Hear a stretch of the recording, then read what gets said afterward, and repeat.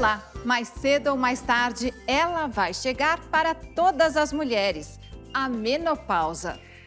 Normalmente, isso acontece por volta dos 50 anos, mas os primeiros sintomas podem aparecer um pouco antes.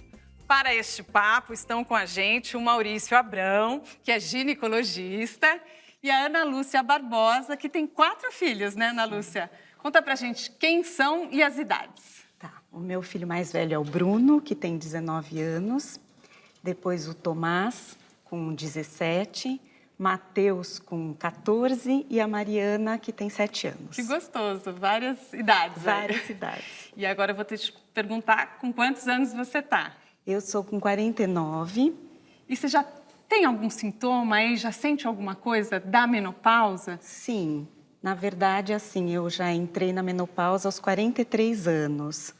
E tenho sintomas de calor, que é o que mais se fala, né? Mas suportáveis. Com 43, você disse? 43, A gente sim. pode considerar que foi precoce a menopausa dela, doutor Maurício? Não, Mariana. O conselho de menopausa precoce é quando aparece antes dos 40 anos. Aliás, menopausa é um fenômeno, climatério é um período. Então, menopausa é a última menstruação, depois que a mulher fica 1 ano sem menstruar, no período do climatério e fora da gravidez. E esse período, então, começa lá pelos 40 anos, esse período do climatério? Isso tem uma super discussão no mundo inteiro. Tem gente que fala que vai dos 40 aos 55, dos 45 aos 55. Há quem fale até que começa antes dos 40 e vai até perto dos 60 anos de idade. Então, isso tem uma flexibilidade de conceito. O que importa é que esse período que rodeia a última menstruação, que é a menopausa, é o período que aparecem os sintomas, as ondas de calor, irritabilidade, insônia, às vezes depressão, tudo dependendo da diminuição do estrogênio, que tem uma ação nos diversos sistemas do organismo da mulher. E então, no seu caso, o primeiro sintoma foi a suspensão da menstruação? Como é que foi? Não, na verdade, começou com a menstruação espaçando, quando eu estava nessa faixa dos 43, e depois, mais para frente, recentemente, ela simplesmente parou. Então, a menstruação começou a vir com intervalos maiores? Com intervalos maiores, isso. E, doutor Maurício, é importante a mulher buscar a ajuda de um especialista? Porque a gente sabe que essa fase de transformações tem muitas coisas que incomodam, como essas ondas de calor, né? Essa irritabilidade. É super importante porque é nessa oscilação, que é a sutileza que o especialista, que o ginecologista detecta, que a gente pode orientar, diagnosticar, enfim, tratar quando é o fato, né? E, obviamente, mudar o rumo de várias coisas desagradáveis que podem estar acontecendo. Você foi buscar ajuda, Ana Lúcia? Isso te incomodava? Esses Sim. sinais? Na verdade, eu fui buscar ajuda, mas eu já vinha sempre com um acompanhamento, não especificamente para essa fase, né? Mas realmente foi de muita ajuda nessa fase o contato com o especialista. E, doutor Maurício, a gente sabe que as mulheres precisam ir pelo menos uma vez por ano, né, ao ginecologista para fazer os exames periódicos aí. E daí, nessa fase, tem exames específicos até para medir os hormônios? Porque esses exames podem mostrar se ela está entrando na menopausa? Sim, existe um painel de hormônios que a gente pode avaliar, mas principalmente existe um hormônio que chama FSH, LH e estradiol, que os 3 juntos permitem com que a gente perceba que isso pode fazer parte de uma oscilação hormonal, que inicialmente pode levar a uma dificuldade para engravidar, quando é sutil, e mais para frente pode fazer parte do diagnóstico efetivo da menopausa. E, Ana Lúcia, qual o tratamento que você fez para aliviar esses sintomas? Então, na verdade, inicialmente eu não fiz nenhum tratamento, porque esses sintomas, para mim, pessoalmente, não eram excessivos. E aí, então, eu optei por, vamos dizer assim, levar, né, sem nenhum tipo de tratamento, sem nenhuma medicação, nada. Porque você investir na qualidade de vida, doutor, também melhora, né? Praticar exercício, ter uma alimentação equilibrada. Sem dúvida. A parte mais sutil da história, o exercício dá conta, alimentação, às vezes alimentos ricos em isoflavonas, enfim, eles podem trazer um benefício. Doutor, eu acho que varia muito de uma mulher para outra. Inclusive, quando a gente falou no Facebook do Momento Papo de Mãe, que a gente ia conversar sobre menopausa, chegaram muitas perguntas. As mulheres têm muitas dúvidas, nós separamos algumas aqui. Olha, eu tenho uma pergunta da Valdirene dos Santos, de Miraguaí, no Rio Grande do Sul. A dúvida dela é a seguinte: tive minha menarca, que é a primeira menstruação, né, aos 18 anos e tomei um regulador menstrual. Dizem que se você menstrua pela primeira vez tarde, a menopausa também é retardada. É verdade? Tenho chances de sofrer os temidos calorões e tremores de frio? Valdirene, isso não é muito certo que vai acontecer. Quer dizer, existe hoje claramente um desvínculo aí entre a primeira menstruação e a menopausa em si. Algumas vezes a mulher posterga um pouco a menopausa, mas não é muito certo. Agora, dizer que você vai ficar livre dos seus calores também vai depender, obviamente, de quanto essa diminuição dos seus hormônios vai impactar no sistema nervoso central e em outros sistemas do organismo. Para essas ondas de calor, você tem alguma dica? Porque acho que é o que mais incomoda as mulheres, né? Elas falam muito sobre essas ondas de calor. Sim, não, na verdade, assim, eu tive muito poucas ondas de calor. E no meu caso eram super suportáveis, entendeu? Então eu acho que a gente tem que tratar com uma certa naturalidade, porque acho que as pessoas se incomodam muito de uma forma geral, assim. Mas paciência, tem que passar por ela. Sabe o que eu acho? Eu já ouvi falar que a dica é leque, ventilador e ar-condicionado. Depois o Dr. Maurício vai dizer, o nosso papo continua daqui a pouco, fique com a gente.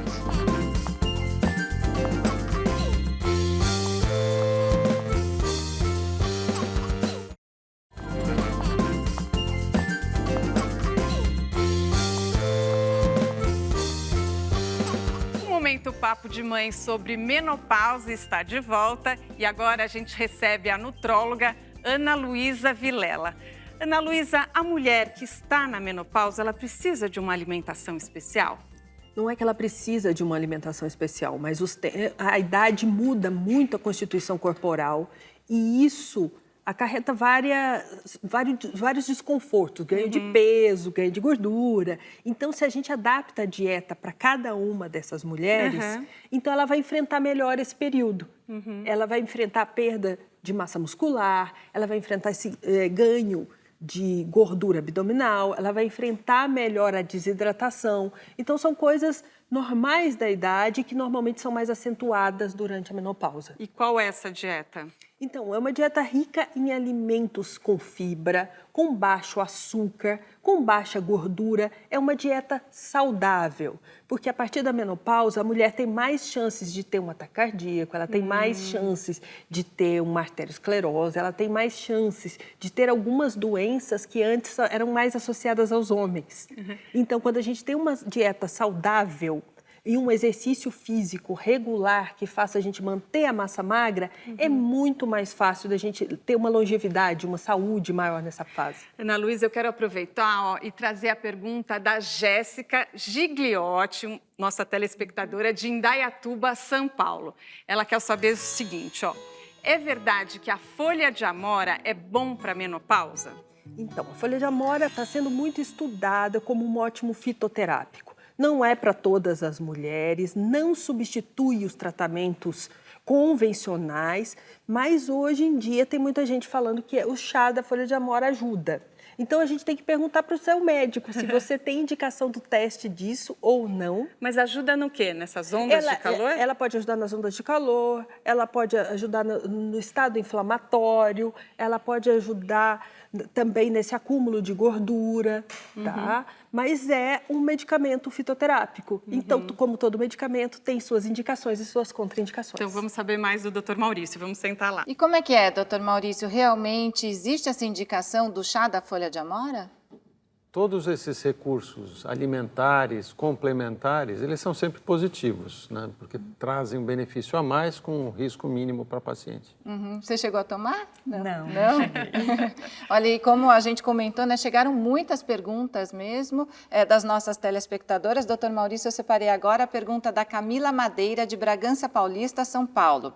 Ela tem a seguinte dúvida: quando a mulher tem ovário policístico, os sintomas se agravam? É preciso fazer reposição hormonal? O que fazer? Isso é uma situação que não tem relação com a menopausa em si, mas quando a mulher tem múltiplos cistos no ovário, que caracterizam o ovário policístico, ela vai precisar restaurar o equilíbrio hormonal dela e muitas vezes tomando um pouquinho de progesterona na segunda fase do ciclo menstrual ou usar uma pílula anticoncepcional também, que é um recurso terapêutico. Mas isso não tem vinculação com a menopausa. E, doutor, tem contraindicações dessa reposição hormonal? Todas as mulheres podem fazer ou não? Isso houve uma revolução, Roberta, nos últimos anos aí, em termos do papel da reposição hormonal para a menopausa. Antigamente, vamos dizer, uns 15 anos atrás, se falava que o estrogênio era o grande vilão. E aí o papel de vilão de estrogênio, ele passou um pouco para a progesterona.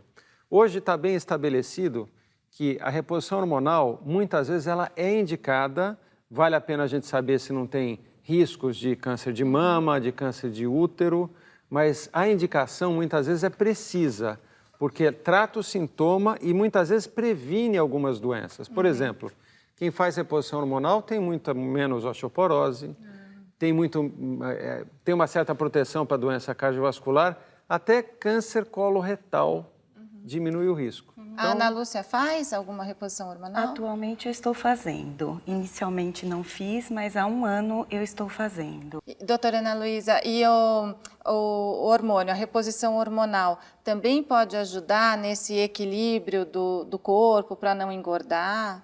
Sim, é como a gente diz, é uma reposição. A gente está simulando aquilo que ela tinha e que ela está perdendo.